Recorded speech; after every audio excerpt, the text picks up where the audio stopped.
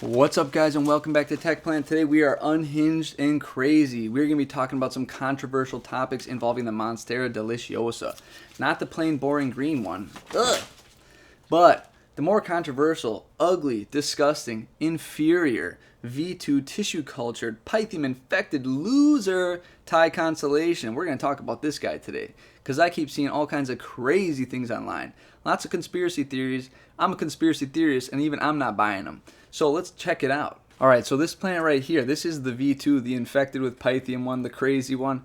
I'm seeing so many weird things online about how it's root rot prone, and that like drives me wild when I hear that word. It just kills me. And then I'm seeing, like, I saw that for a while, that, you know, this plant is this V2 tissue cultured plant, you know, it's just got problems, it's root rot prone. Now I'm seeing these crazy videos online where they're like declaring that the parent was infected with Pythium, the spooky Pythium, which we'll get into that. So the mama plant was just an irresponsible mom, caught Pythium, and how could she? She passed it on to her tissue cultured children, and now they're infected. Like, what a world! What kind of world are we living in? But anyways, let's start with what Pythium. Let's start with what Pythium is. Okay, this is crazy. It's kind of like a quasi fungus. It does like some weird fungus-like things. Not quite a fungus. It's present literally everywhere. It's probably in some of your pots right now in your plants. Some of your plants might even be like struggling with like a slight infection of Pythium. It's all over the place. You can't avoid it. You can't get rid of it. It can even affect humans, horses, cats. It's crazy. You should definitely look into it. It's very interesting. But anyways, it usually is what causes root rot when it infects their roots. And it usually takes some pretty special conditions. You really have to have waterlogged soil.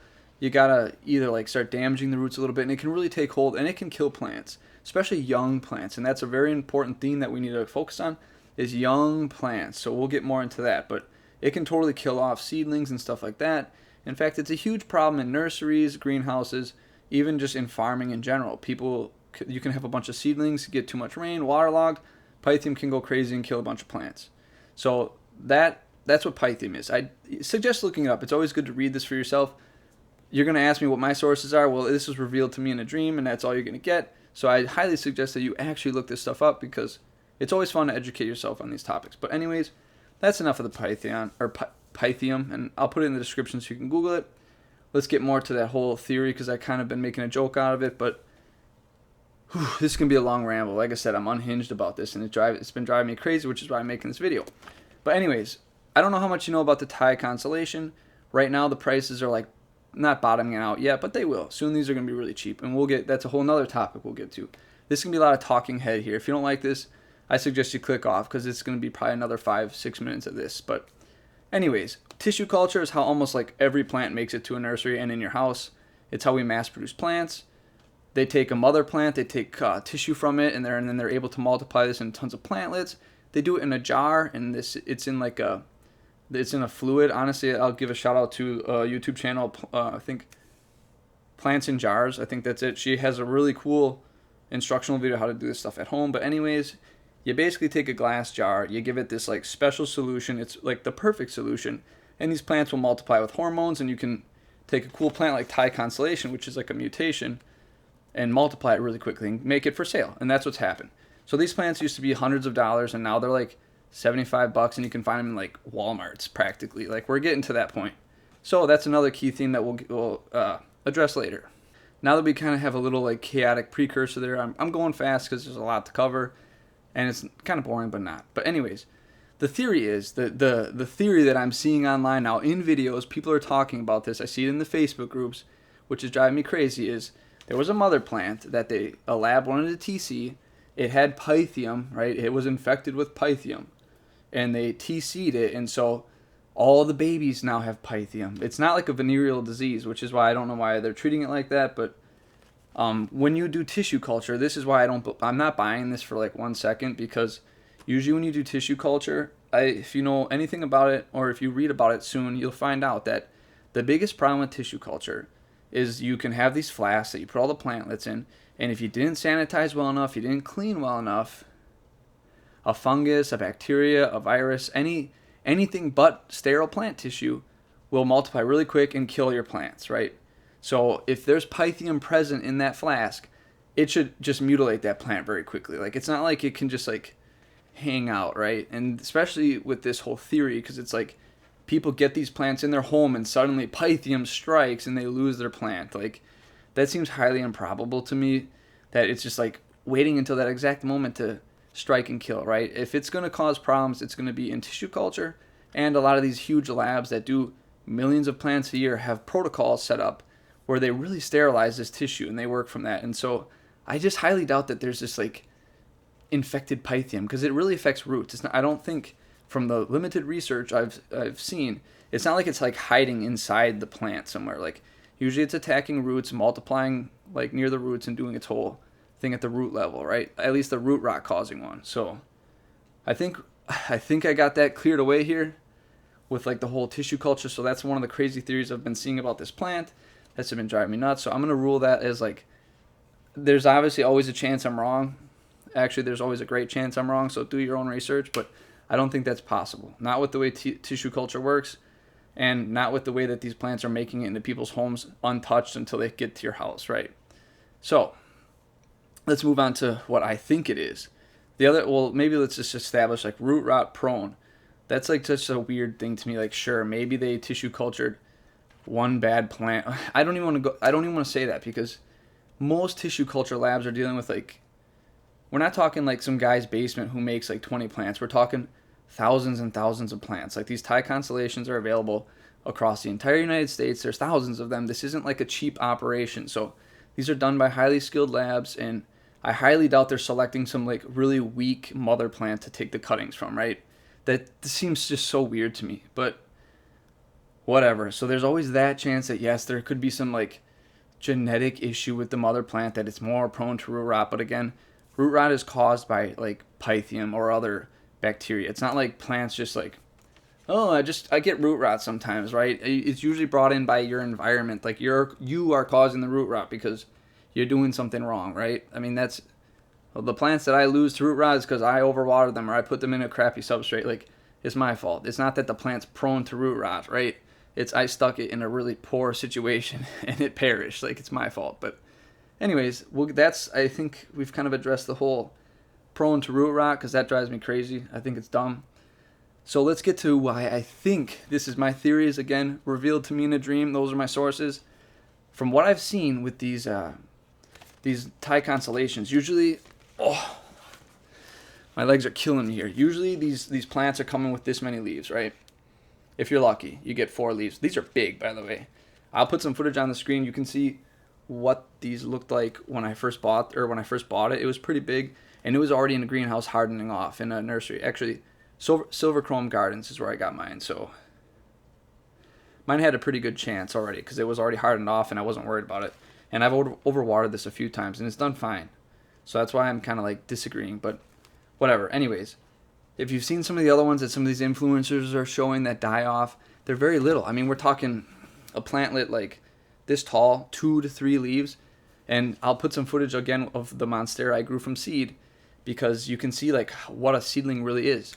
They look almost identical to what these TC culture plants look like. So these are very young plants that are being released, right? They're not very established, hardy plants, okay? The V1, so everyone keeps calling these V2, which drives me crazy, because I don't know how many versions or iterations there probably is, but it sounds foolish to me. It's like just like made up crap. It could be V5 for all we know. So V2 sounds so stupid to me, but whatever. That's like another thing we can complain about. So yeah, we're seeing these very tiny plants that are like going straight to shelf really fast, going through shipping, getting into people's houses, and they've never even established themselves. They've been deflasked. So when you take plants out of a flask or like out of a tissue culture flask, these plants are usually like, they're pretty fragile, because they've grown in like a perfect sterile environment. They're grown in perfect conditions, perfect nutrients, hormones and everything. When you take them out, they need to do some like adjusting in life and get used to it. Like, they're not superstars coming out of it. They're already in kind of like a weakened state. We call it hardening off. Like, they need to get strong, right? So I feel like from my perspective of this whole situation, what we're really seeing is people are freaking out because the price is getting lower and lower. These things are going from flask to shelf really fast. And a lot of people are just getting really young, fragile Monsteras, and they're losing them. And that's as simple as it is.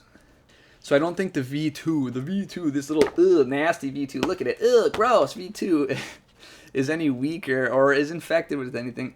I think a lot of people just aren't treating these with the fragility that they need. Like, these are very young plants fresh out of the flask, right? They need a little more care. And the other big thing too that I think a lot of people are doing is, the Thai Constellation's been on a lot of people's wish list. It's been on mine too. I'm not going to pay $300 for one of these, and now it was like $80. So it's really accessible to a lot more people, and it's also a lot of people's first like rare plant. So a lot of people love their plants to death. I get DMs. I've been getting DMs for 4 years. So here's another tangent. The V1 wasn't anything special because I've got hundreds of DMs of why is my Thai Constellation not rooting? Why is my elbow not rooting? And this has been going on since the Legacy version, V1, any of the versions. People have been struggling with these since the dawn of time. So I don't want to hear that somehow these are more root rot prone, because I've been getting messages ever since I've been making content. So I think that myth has been dispelled as well. So yeah, to get back on the whole loving your plant to death, I think a lot of people panic like almost every other day when they see slight changes or it's not happening like fast enough, and they're constantly like changing their like setup over and over, and like that is more disruptive for your plant than just like leaving it be. Like, I've had plenty of plants get some brown on them. The tips start to get brown and rot ever so slightly, and it still becomes a perfectly fine plant. But people like switch it from water, go to leca, try this, try that. Every day they're doing something different, and that like puts your plant way behind and just sets it up for a disaster. So I think a lot of people are so nervous about their big purchase that they end up killing their plant. I think that's another big culprit.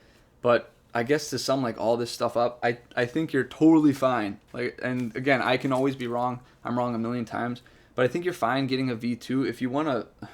I'm like irritated that I'm even calling it a V2 because I think that's so stupid.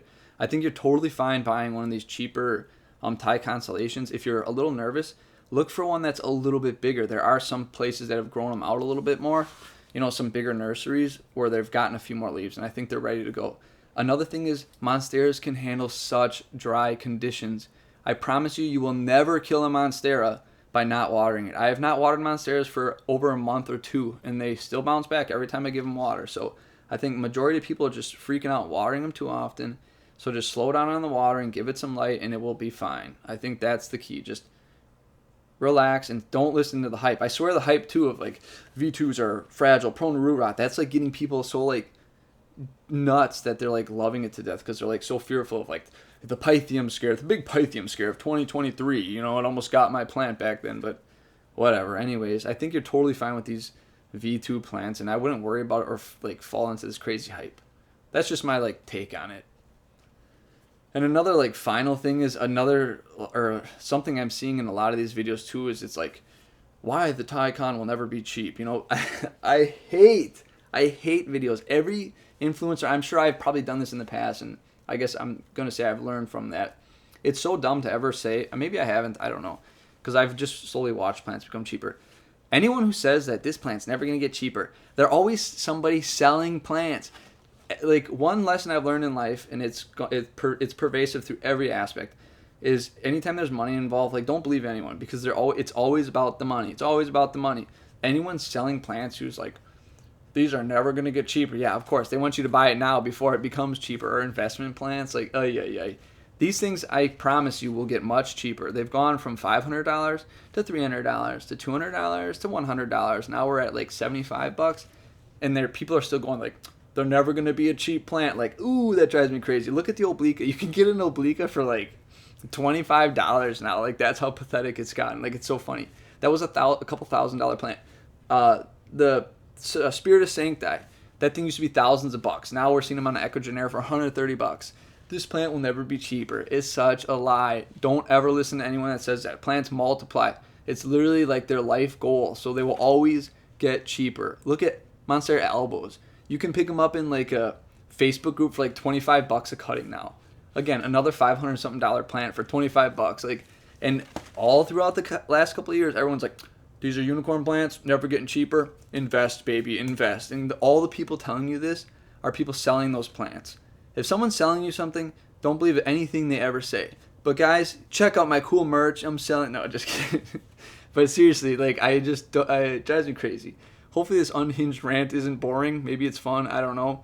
But just take everything with a grain of salt and look into it yourself. Like, a little bit of TC research and a little bit of Pythium research, you'll kind of realize that that's kind of a weird crap thing. And the whole V2 thing, I don't know. Anyways, hopefully you learned something from this. Or best case, All right, I already feel bad because this definitely has hit over 15 minutes, but I wanted to end with just like, I'm giving you a load of crap as well, probably. Like, that's what every influencer does. So, if there's one takeaway from this entire video, it's go read about these topics I talked about because, again, this was revealed to me in a dream. I don't have any real good sources. I'm not going to link any because I just did your basic Googling and whatnot. So, take the time, look into this stuff. Don't fall for the crazy mania. There's nothing wrong with this $80 Thai constellation. People just want you to spend more for V1. Like, it kills me. There's now like these like God, what is the dessert called? There are honestly people taking the random seedlings that you can get for $80 and they're calling it creme brulee, I think is a dessert. Like, that is the craziness of this like entire plant culture. It drives me crazy. People will look for like any little like lie to like differentiate their plant from the rest. Theirs is exclusive. V1 legacy Thai con, like that kind of stuff is just so disgusting, and it's only people selling plants come up with that crap. Like, ugh, it drives me nuts. Anyways, if you're looking to get a Tycon, these are pretty good. Just take your time with the really little ones. Try and find a bigger one. You're gonna have more luck with it. That's the only thing I can say. Or honestly, just wait until they're $20-$30 because they're gonna be. Don't listen to anyone who says they're not getting cheaper because over the last 3 years, everything just keeps getting cheaper. As always, guys, may your plants grow strong and healthy. I'll see you next time.